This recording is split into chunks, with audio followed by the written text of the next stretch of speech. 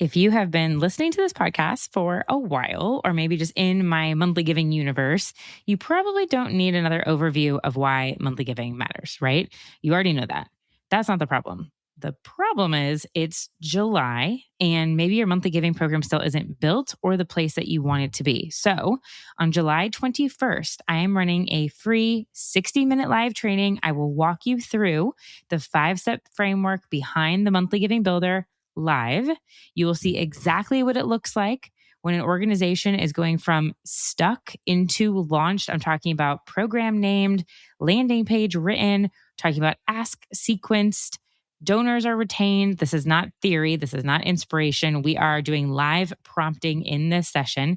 So if you have thought about monthly giving more than once and it still just isn't built, and if you know your end of year is coming and you want recurring revenue to be not just part of that, but like a big part of that, and not just one-time gifts, and done waiting for the quote unquote, I'm using my air quotes here, perfect moment. The link is in the show notes. It's July 21st, or you can go to positiveequation.com and click the link at the top. I hope to see you there.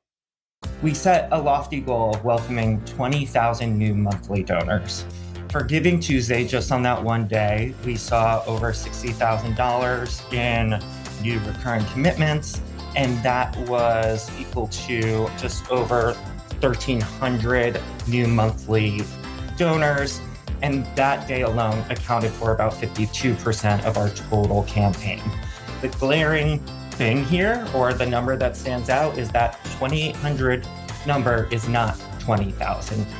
But when we took a step back and really thought about the impact that these new donors are going to have on our community, we're calculating over $6 million there, which would account for multiple responses and activations and preparedness for us around the world.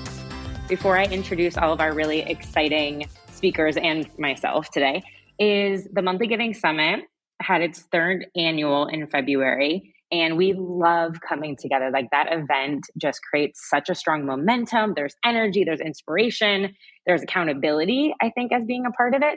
And then we realized, well, we have to wait a whole year to hang out together again. That's not cool. So therefore, this state of recurring giving, and so much happens in a year too, right?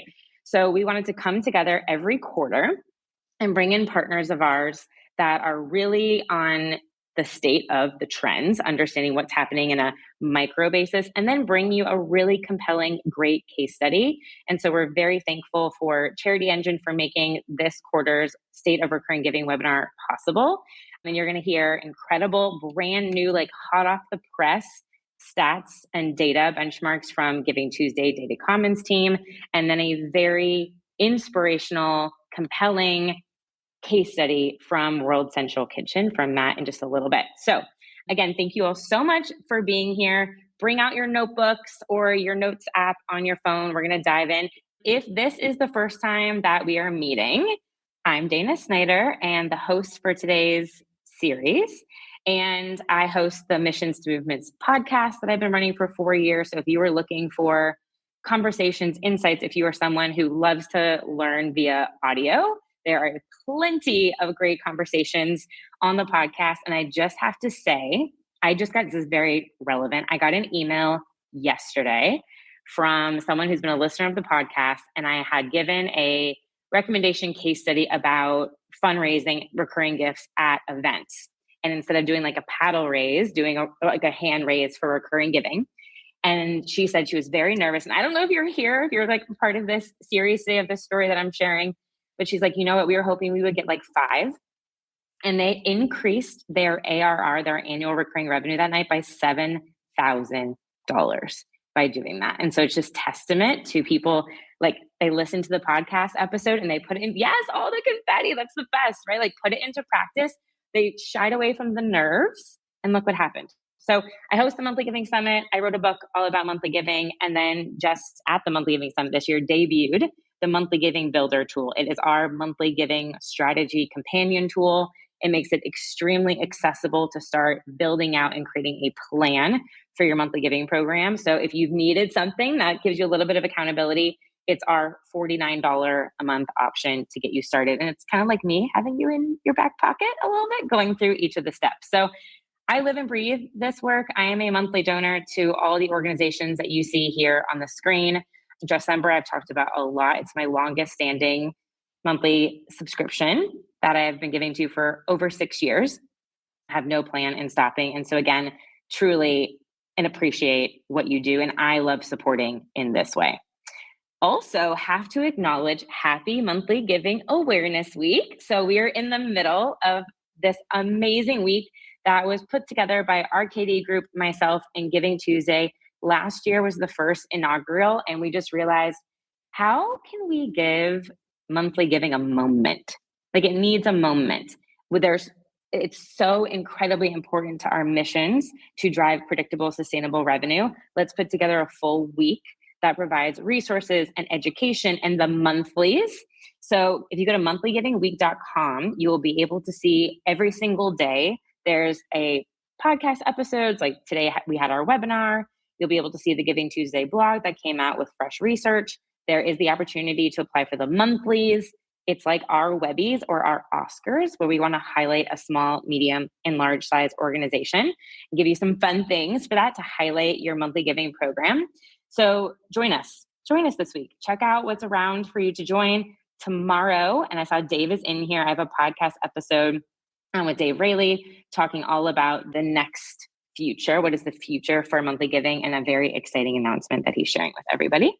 And with that, I want to go ahead and bring up Seth to the stage. Hi, Seth. Hello. Good morning, everybody. Good morning. Seth and I just got to meet in person at AFP Icon, which was super fun. He's the VP of Sales at Charity Engine. And Seth, I'm going to take it over to you to be able to share a little bit more about what Charity Engine is and some of the macro stats and data trends that you are seeing on the platform with your customers. And as everyone that's here thinks about how do we improve and scale our programs, I always like to think about not only the strategies, but what's the technology backbone of your organizations to get you to that next stage. So with that, Seth, terrific. Thank you, Dana.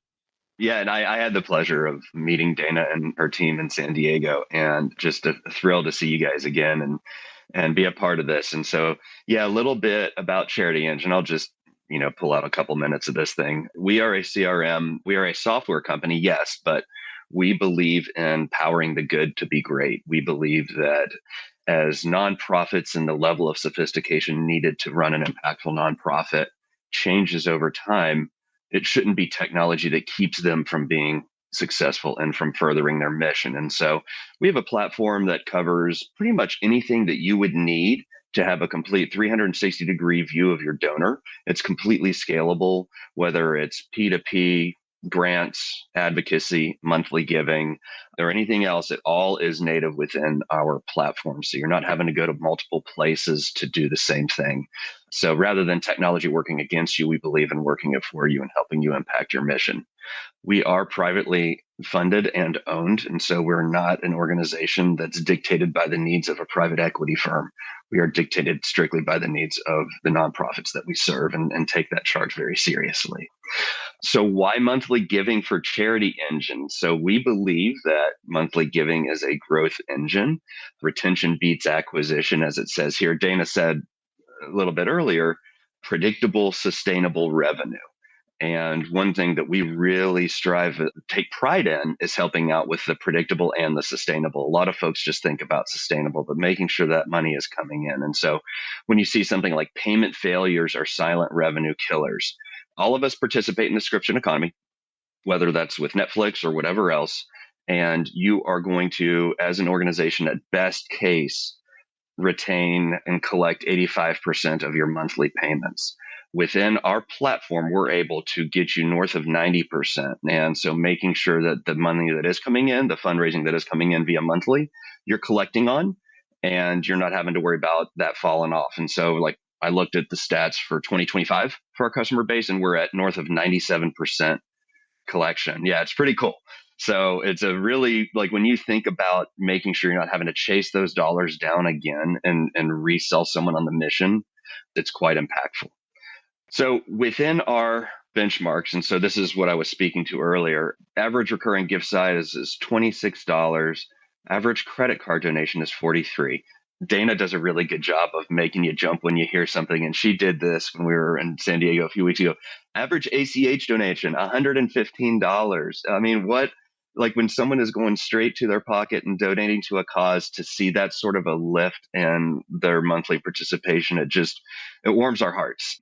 97% or more collection rate within our customer base, and 90% of our customer base uses our monthly giving program. So Dave Rayleigh did a study via Rooted Software, and they poked and prodded and made sure that what we're saying was actually true. And in fact, it is. Like, there is not another platform that can compare to our monthly giving percentages and those collection rates. Matter of fact, he said that we're the only CRM that's certified as best CRM for monthly giving.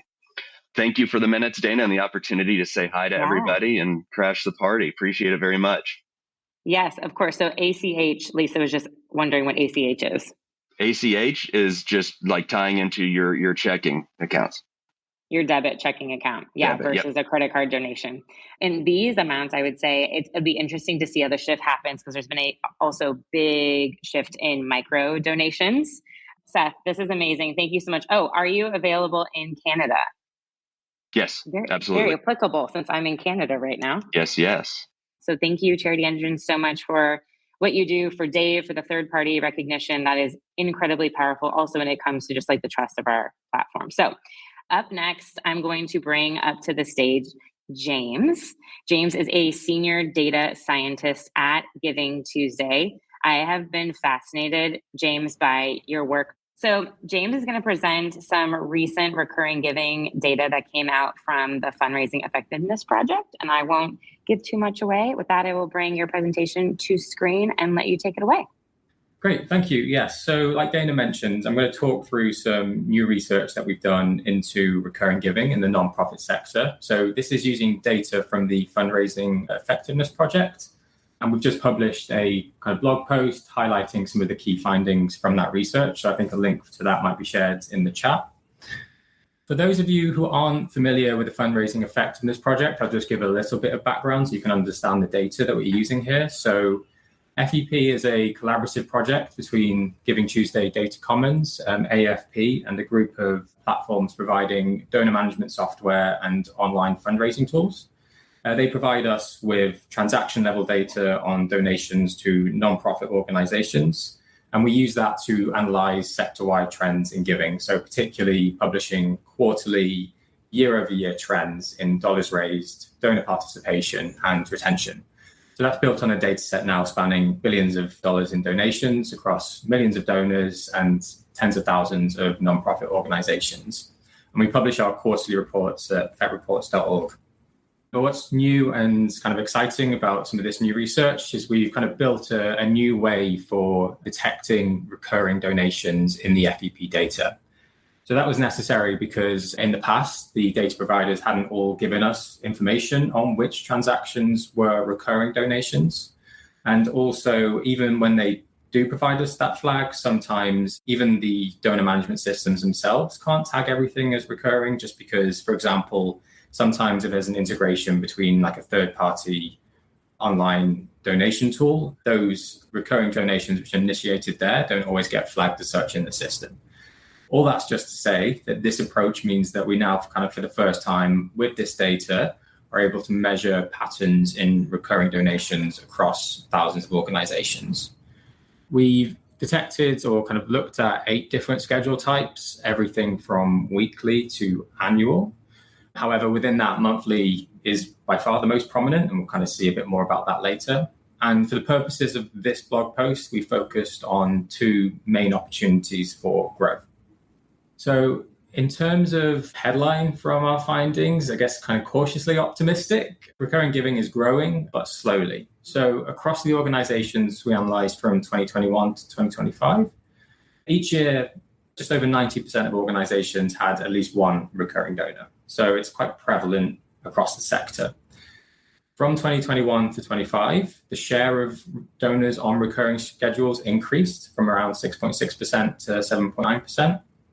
However, the median organization, so kind of like the middle organization, only 4% of donors were on recurring schedules. And what that means in combination with this number here is that essentially a relatively small number of organizations are kind of disproportionately pushing the sector along in terms of driving kind of recurring donor engagement. I'd love to see if I can hop in here, like what James is presenting, how does this feel to all of you on here listening and watching this, like for what you are seeing at your organizations?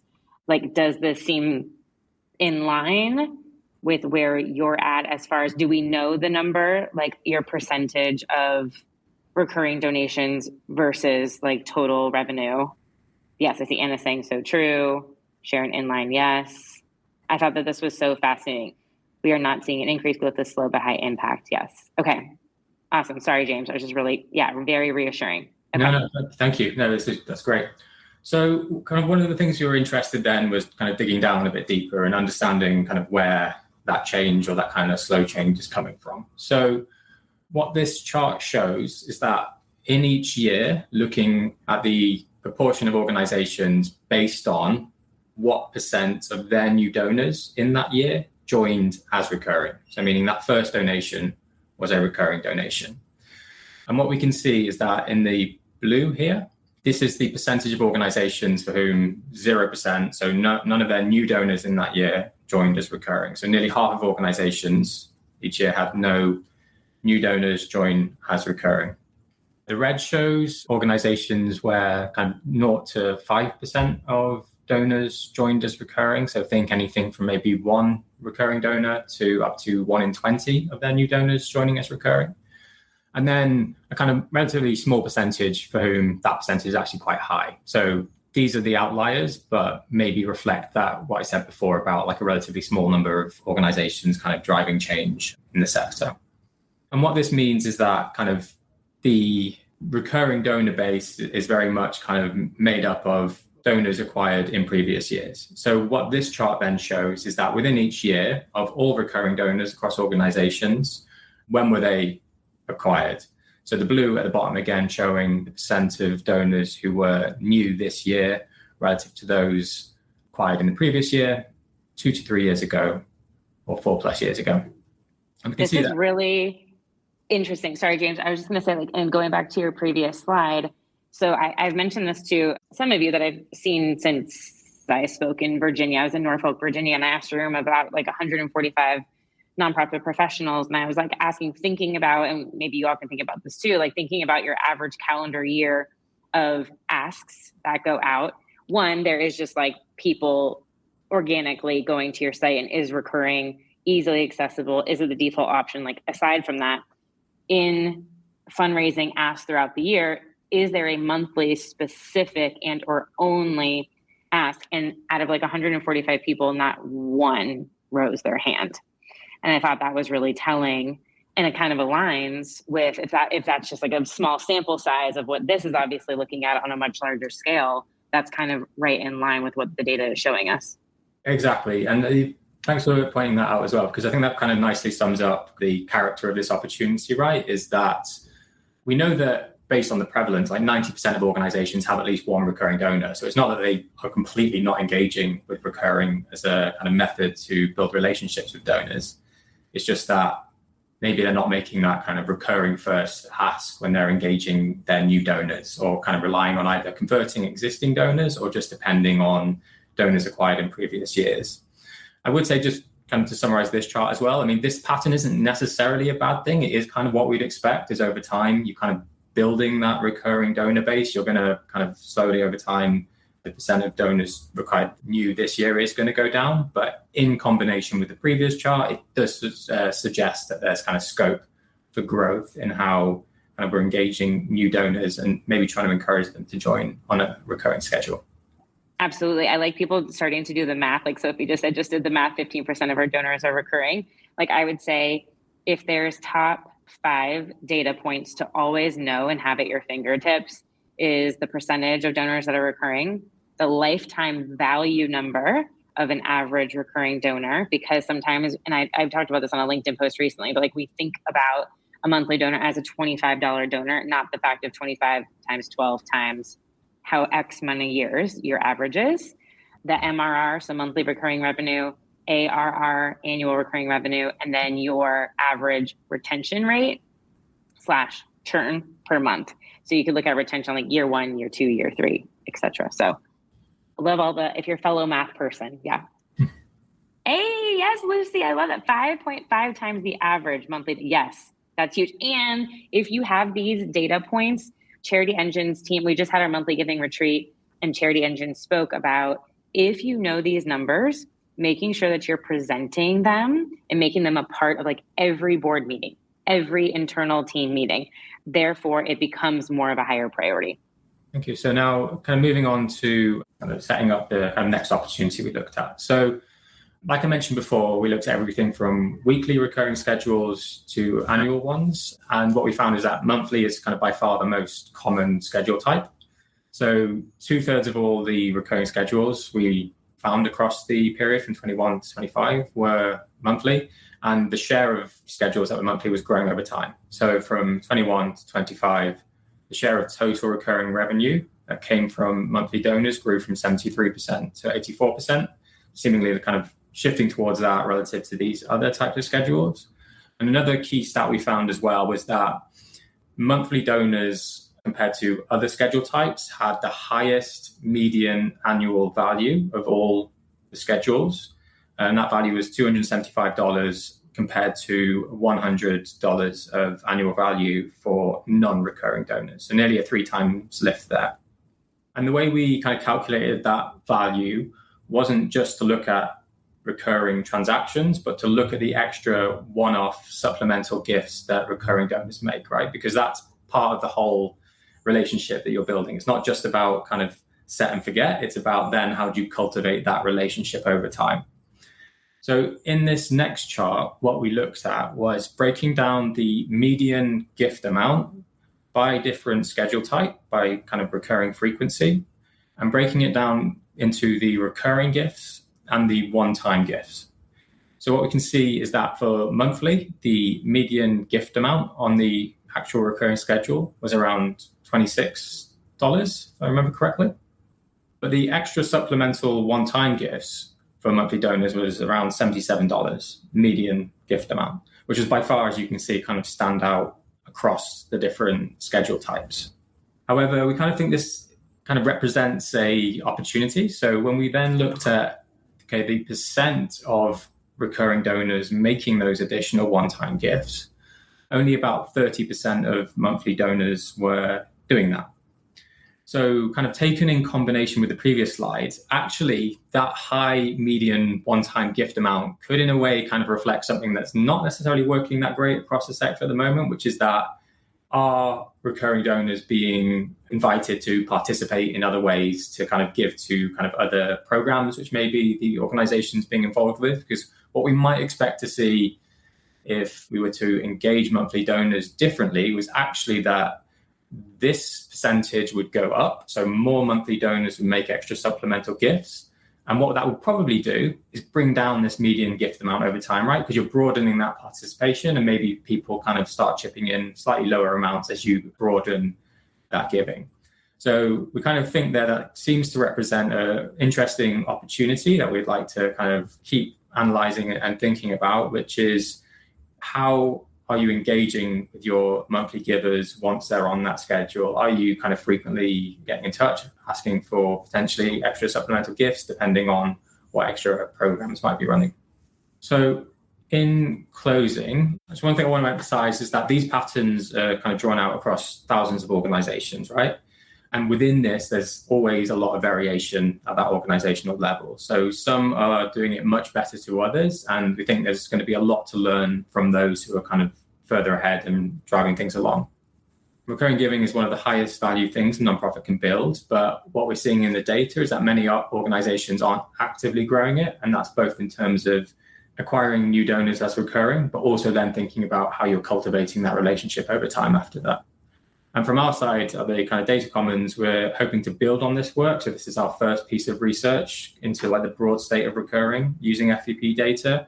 And in future, kind of we're hoping to maybe be able to publish metrics more relevant or specific to recurring in our quarterly reports as well. So we can kind of see how things are evolving over time. Which I love to hear. Absolutely. And I'm sure everybody here does too. James, this was phenomenal and so helpful. I did want to add one thing, and then James, if you have anything to wrap, please add. I'm in Toronto working with the Canadian Red Cross right now. And what actually stemmed their entire investment in their Sustainer program was looking at benchmark data. They're one of the organizations that's a part of the M&R benchmarks report. And they realized in their org size that they were significantly far behind on recurring giving growth. And that data, a very specific graph that they got shown in benchmarking, was like a light bulb moment. It was like, whoa, like we have to do something. So I'm so grateful to partners like Giving Tuesday Data Commons, the Fundraising Effectiveness Project, that provide these insights. Because I think hopefully for all of you that maybe you're like, I want so desperately to work on our monthly giving, that this is so beneficial to making the case that it's important. So James, again, if you have anything to wrap with, I think this was so great. No, just, we'll always kind of welcome feedback as well on those kind of metrics as we look to develop them. So if you have any kind of thoughts or ways in which you found using data really helpful, always feel free to get in touch, because we really value that kind of feedback. Amazing. James, appreciate you so much. Thank you.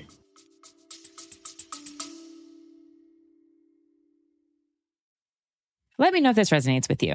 You know monthly giving works. You are not confused about that at all. But what's stopping you from building it and growing it is that you don't have a clear system, no real starting point or framework. There's just a bunch of ideas that maybe are scattered across Google Docs or workbooks from a bunch of different webinars and blog posts and some really good intentions.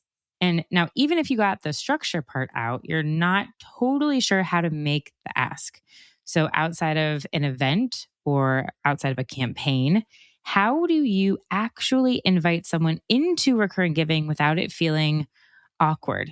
And on top of that, you might be feeling stretched. Competing priorities, a lot of current programs. There's just been no time to really sit down and feel like you can build something new from scratch. And if any of that sounds familiar, that is exactly who I built the Monthly Giving Builder for. Now, what's inside is my 5-step framework system that takes you from, we really should do this, to fully launched. I'm talking naming your program, building the foundation, auditing your current donor experience, setting your gift tiers. It writes your landing page copy for you in your voice, not generic. It builds your ask sequence for emails. It shows you the touch points that you're already sitting on and just need to activate, and puts a real retention plan in place. So the donors that you're working so hard to acquire, you keep. This is the tool that makes it possible, okay?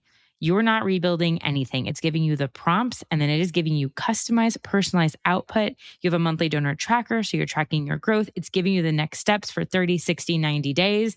And the best part, it's $49.99 a month to get started, or only $499 for the year. Either way, a lot of cases, this is one new monthly donor covers the cost of this in 2 months. So if the only thing for you that has been missing is a clear way to do this, please go get it. monthlygivingbuilder.com. Again, $49.99 a month, $499 for the year. I will put the link in the show notes. I want you to have the best summer building out your program so that your end of year looks significantly different and you are heading into 2027 with a great monthly giving community ready to support you and your impact. And with that, I'm going to bring up Matt to the stage. Matt is the Director of Community Fundraising at World Central Kitchen. And how this all came to be, my husband and I used to live in Los Angeles.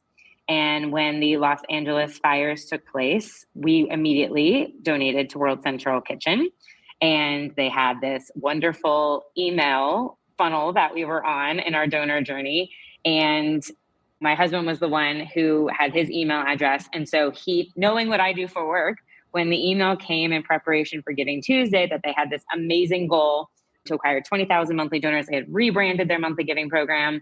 of course, Daniel forwarded it to me. I posted it on LinkedIn. It became like this massive conversation on LinkedIn. And so anyways, I was like, wait, and I talked to Matt and their team at the time, but it's been obviously months. And so this is the like inside scoop. I love breaking down like what actually happened. So I think it's so beneficial to everybody to hear. So with that, Matt, I'll go ahead and bring your slides up and let you take it away. So thank you, one, for all that you do. We love supporting you. And I think Kat, actually on my team, is a monthly donor as well. So you have some super fans.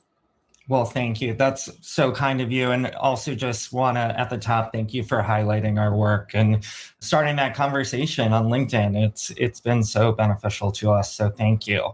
So excited to be with you all today. Just really briefly want to cover off on who we are at World Central Kitchen before we dive into our monthly giving program and what we did for Giving Tuesday. So briefly, World Central Kitchen was founded in 2010, and we are first on the front lines for community, humanitarian, or climate disasters, providing meals to folks affected by said disasters and crisis. And since 2010, we've been able to distribute over 600 million meals across the world. So much of that is powered by our communities and folks that support our work. So really excited to be talking to you about our monthly giving program. And then just one, again, before diving in, I have the honor of sharing all of this fabulous work and sharing the progress from the conversation around rebranding our monthly program to where we are now. But this was not done in a silo. There are so many hands and individuals who supported this work, and just want to send kudos and honor those folks as well, because it certainly takes a village. So quickly, as you can imagine at World Central Kitchen, so much of our work is around disasters and these crises. And these crises are also, we see large spikes in giving because folks who are moved by, like Dana said, the LA wildfires and our presence there or somewhere else around the world are moved to give. And that front line, that need never stops. But what we are also realizing, especially as these crises continue and get even more complex, is that we need sustainable funds to be able to not only have disaster reaction, but readiness as well.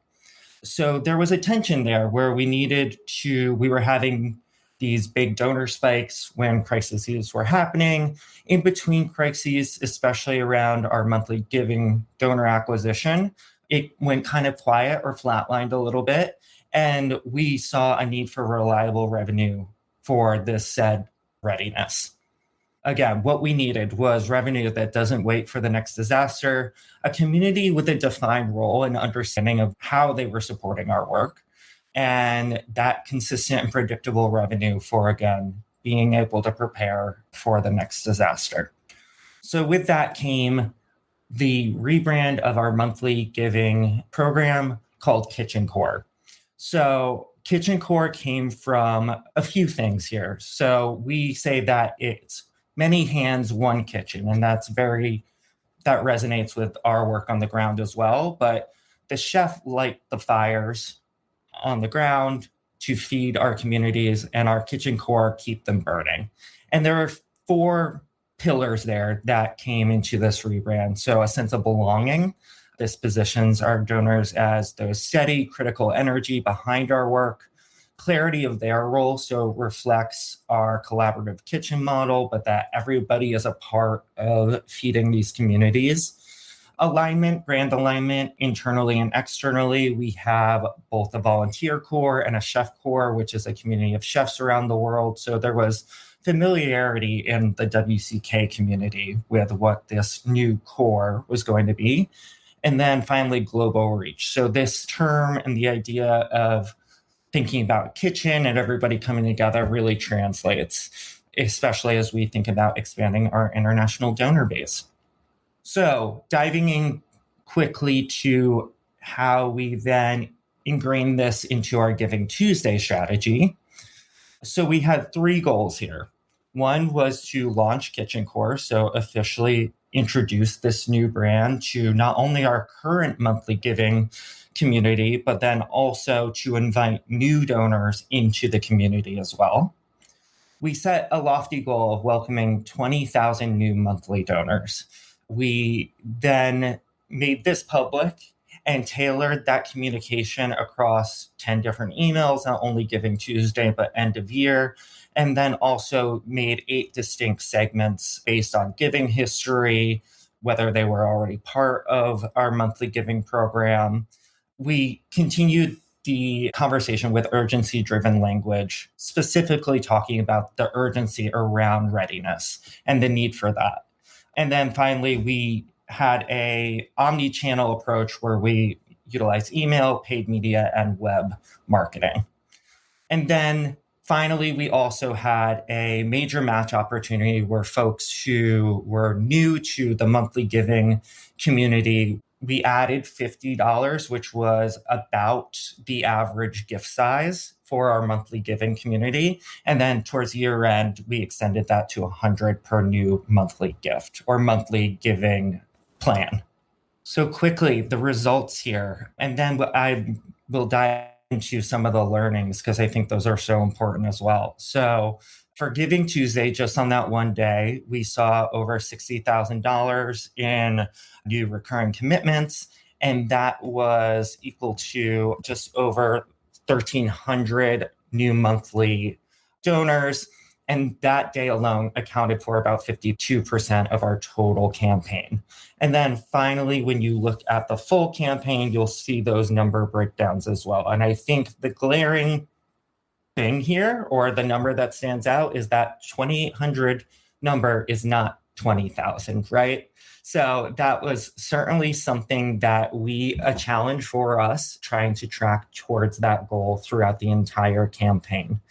But when we took a step back and really thought about the impact that these new donors are going to have on our community and on our ability to be ready at a moment's notice, and thinking about 5-year lifetime value over about an 8% annual churn, we're calculating over $6 million there, which would account for multiple responses and activations and preparedness for us around the world. So when you take a step back and think about that lifetime value, this is a truly significant campaign for us. And just briefly, some honest takeaways here. We saw that urgency-driven messaging around framing around crisis readiness, not just crisis reaction, really resonated with our community. The email segmentation, so giving areas of support, giving tiers, their donor status, having that tailored messaging allows to have a more personalized conversation. And then folks really responded well to the Kitchen Core brand. Creating that unity around identity and community is so much of our organization's ethos, and it really was highlighted here as well as folks who joined. As I mentioned, what we didn't see work maybe on the surface is that we had a goal of 20,000 new donors and we acquired about 2,800. So first of all, was that goal realistic?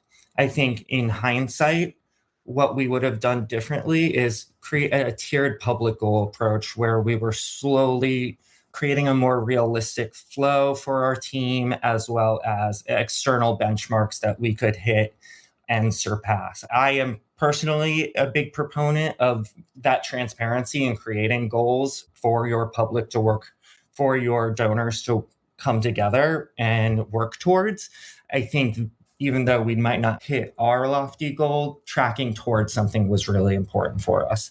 And then we had a contingency plan where, though we didn't necessarily hit that 20,000 number, we were still able to extend our match into the end of year, driving even more plans throughout, tracking until the new year.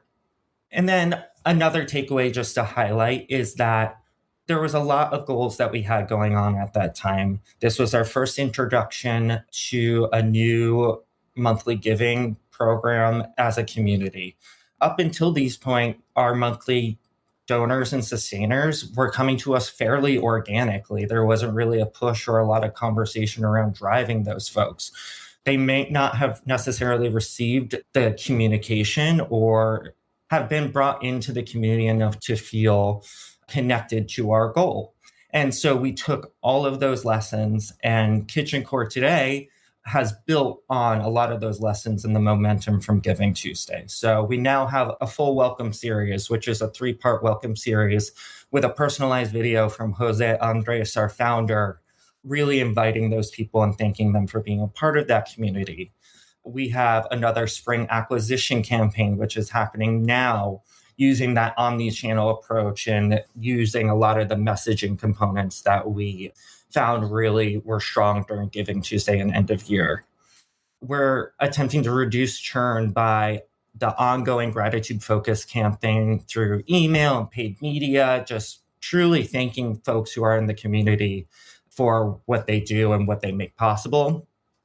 And then looking to increase retention through a monthly newsletter, which actually launches in a couple days, as well as a webinar series just specifically for this community so that they can get more connected to our work, the folks on the ground, et cetera.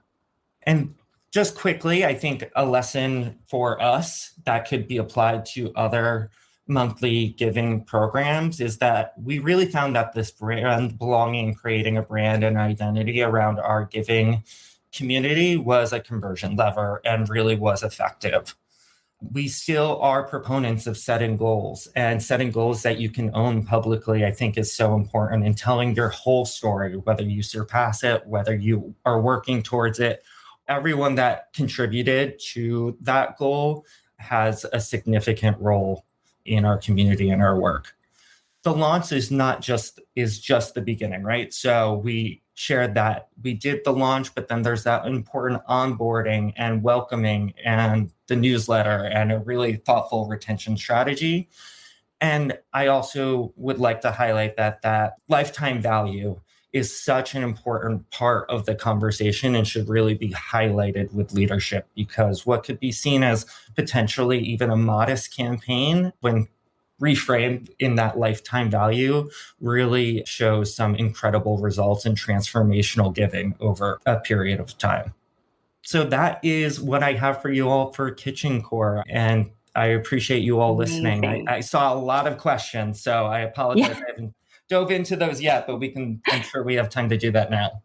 No, yes, Matt, that was incredible. And so many people were saying, thank you so much for the honesty and transparency. And this is why we're doing these, is because I think sometimes we only see, okay, first of all, can we also just give you a huge congratulations and applause for running that campaign, for having the goal? I don't think we celebrate that enough.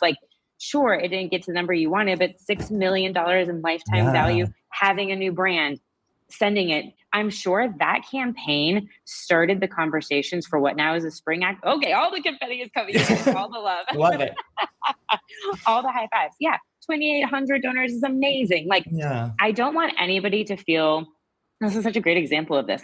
I'm sure that created so much more conversations internally about leading to the retention, about what we want to do for spring, about what we could do for Giving Tuesday next year. And if you hadn't led with the monthly giving request, would that impact have even happened?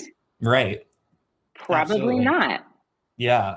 And it has really made us think about, even in activation based, more of a moment in time based campaigning, how we leverage monthly giving and how we're optimizing our giving pages now moving forward to be optimized towards monthly giving, because we see that value over time. Yes, this is incredible. Okay, so I'm going to go ahead and I'm going to bring everyone on, and then I am going to do Q&A. So I'm going to bring James back on. I'm going to bring Seth back on. We have open kind of dialogue here. So there were so many amazing questions. I'm going to start with one that was asked around preventing churn. So Chelsea, what are you doing? This is Matt related. What are you doing with this gratitude focus campaign to prevent churn? You kind of talked about a little bit with the retention strategy, but I think we have maybe the strategic perception that bringing people more into the conversation, engaging them with more folks on the ground who are actually doing the work, is leading towards helping to prevent churn. Again, prior to the launch of this rebrand and all of the welcome series, the webinar, et cetera, we were not engaging this population directly. fairly indirectly. So I think this will be a strong test for us this year, but we are confident that this enhanced engagement through a number of these different areas is going to help reduce churn because they'll feel closer to the community and the work. Absolutely. Just having something that is intentional. Marissa asked specifically about the welcome series. When's that deployed? Is it right after the first gift or is it more than 30 days after joining? Yeah. So it's about 3 days after the first gift is we send that welcome. And so it's fairly automated. We've created a really wonderful automated system, but once the gift is processed in our CRM, it then triggers that email to be sent. Perfect. Yeah, I normally agree in a similar time frame of something that's sent pretty immediately after. And then that follows them and then turns into, like you said, you have webinar experiences, you have the newsletter that's specifically for them. So creating a more curated, like personalized experience for the Kitchen Core community. Sure. Heather had a great question around urgency-driven messaging. So how to add it when it's not urgent. We had a recent crisis that spiked giving, but how do we maintain? Yeah, I mean, this is, I think, a question that so many of us in urgent spaces or organizations that focus on this type of work are constantly are challenged with. And I would say that we utilize a lot of what we were able to do with sustained revenue. So for example, and I think it's very timely, some of the messaging that we have now as we're preparing for hurricane season, it allows us to have kitchens ready to be deployed at a moment's notice when we see a hurricane is about to approach. We're able to pay contractors and chefs immediately to be on the ground. So I think framing what we're able to do at a moment's notice with proper funding and preparation is how we've approached the conversation. I was just going to say, you are positioning them to be the team that allows you to be prepared. Exactly. So when we know these things are going to happen at some point, and we are now prepared because of your gift, because of you being in this community with us. Yeah, love that. James, this is a question for you from Madeline. Any data on the giving patterns for people who give to multiple organizations? So me as an example, I shared the pattern of number of orgs received monthly gifts. How many people are inclined to give to multiple organizations on a monthly basis? Yeah, it's a great question. I think I mentioned in the chat that unfortunately it's not something we can track in FEP at the moment because we have unique donor IDs kind of per organization. So yeah, it's not something we've been able to analyze directly, but yeah, certainly like with maybe data sources in the future, be really interested in that because one of the things which we might be interested in being able to identify is, for example, people giving monthly to one organization, but maybe who don't give to others. Like they could be really good candidates to, convert to recurring if you know that they are interested in that. So yeah, unfortunately, not something directly we can analyze in the data right now, but it's a really good question. Yeah, I love that too. There's always so much that we can find out. There has been some more data released around the dollar amount going down, but there being more transactions. So I feel like anecdotally, you could think about us being multi-passionate, just how we think about. So I'm just curious for everybody in the room. I don't know if you know this, but how many subscriptions do you have?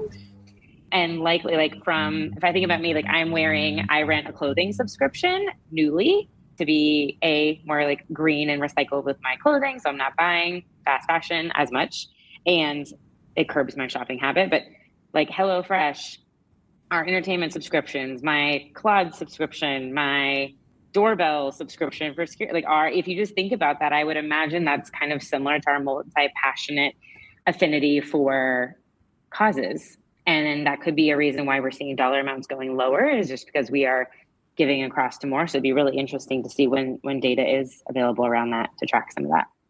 This is a question from Stacy that I thought was interesting, and I'll kind of float it up to the group, and maybe this is Matt, but anybody could take it. What's the maximum number of recurring supporters one staff person can manage if the majority are local supporters? I can't necessarily speak to the specific about local supporters. However, I'll speak more specifically to our team and what they're managing right now. So just for context, following Giving Tuesday, we were able to hire for a manager of monthly giving. So her name is Lindsay. And yes. So it's amazing to be able to have someone who is just solely focused on this work. And we recognize like that is a privilege as well. So I want to also highlight that work. But she is managing about 75,000 individuals who have recurring giving campaigns and communicating with them. I recognize that is a number of people, but however, there is so much partnership with our communications team to create thoughtful automations for a lot of this communication, working with paid marketing to help to reach out and steward folks, as well as creating these moments like webinars and whatnot that are bringing these folks together all at once. Amazing. Yeah, agreed. As much as you can automate too, there's so many ways that you can do really personalized automation these days with AI as well. I think this is going to be a Seth question. So Seth, this question is, we launched a small monthly giving campaign in February. Congratulations. They had 20 new monthly donors, but have since lost half or 2 failed credit card payments specifically. What messaging do you use to get these donors back without knowing why their payments failed? It's a great question. In terms of messaging narrative, I mean, really making them the hero. And I would just frame it that way, and not really pointing to the specifics as to why the payment would fail is where I would go. Mechanically, there are different ways that your software can work for you on that front. And so like there's some organizations that'll have certain routes and methods around payment retries, and then others have a different way of doing it. Like ours is very AI heavy and just will kind of push and punch through those as much as they possibly can to really mitigate that number. But yeah, definitely it's two-parter. Number one, what is the payment retry method and mechanism you have in place right now? And then what is the messaging to those folks? I literally am a prime example of this. So one of my credit cards just expired, and it's on multiple of my monthly donations. And you know what's actually interesting now that I say that, I think I've only seen 2 organizations that have, and it's taken me at least email 2 or 3 before I've actually taken the action to change my credit card, just because I'm busy. I saw it and then I forget. And then like the next week, the next one happens. So Seth, to your point, like making sure you know what the credit card retry is and what that communication is really important. This is one of those, like, maybe you need, okay, I'm going to take a note and audit this. And our existing tool is a really great leave behind.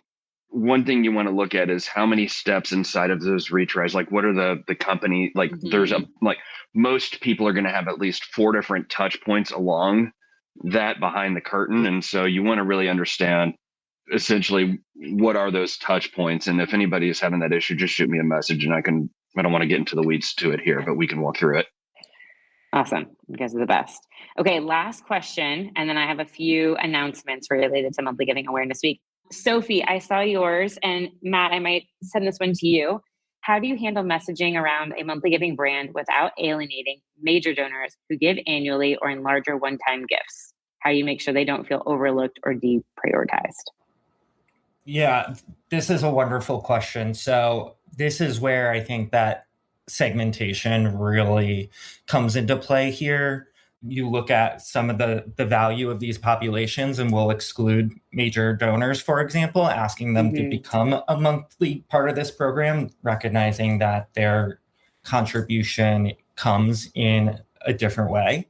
We utilize some propensity tools to help us recognize, for example, grassroots donors who are giving, maybe one or a couple times at lower levels, who might have a propensity to become a monthly donor. So I think for that, it's so much about digging into your data and creating those communication segments, because not every message or every ask is going to be appropriate for every donor or everyone in your community. So we certainly have recognized that. That's right. Amazing. I want to I'll leave you all on here for a minute, but thank you all so much for joining today. Our time flies by. I mentioned the LTV calculator. Somebody else mentioned it in their program as well that they use. We have an LTV calculator on our Monthly Giving Builder website that you can use and input your amounts or some dream amounts and see what LTV could look like.